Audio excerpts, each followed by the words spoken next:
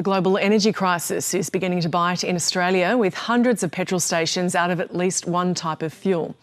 But the government says it is way too soon to talk about rationing.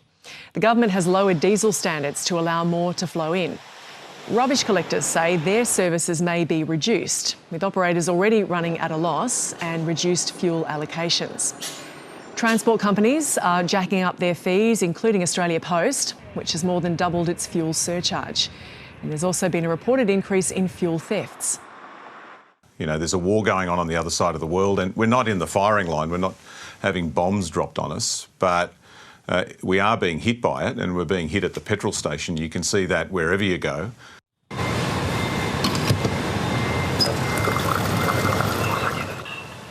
Countries around the Asia region are being hit hard, with around 90% of their oil and gas supply normally coming through the Strait of Hormuz.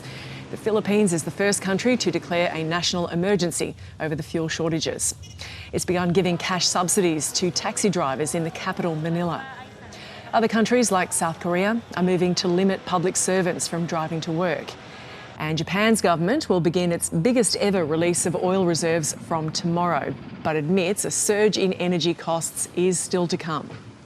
Through these measures, we will respond with full efforts to minimise the impact on economic activity. As for electricity and gas rates, these are generally determined by referencing fuel import prices from 2 to 4 months earlier, and we recognise that prices will not rise immediately.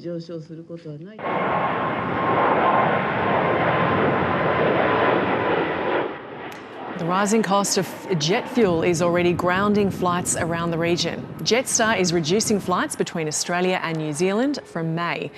Vietnam Airlines is cancelling many of its weekly domestic flights, while the Philippines warns it could soon do the same.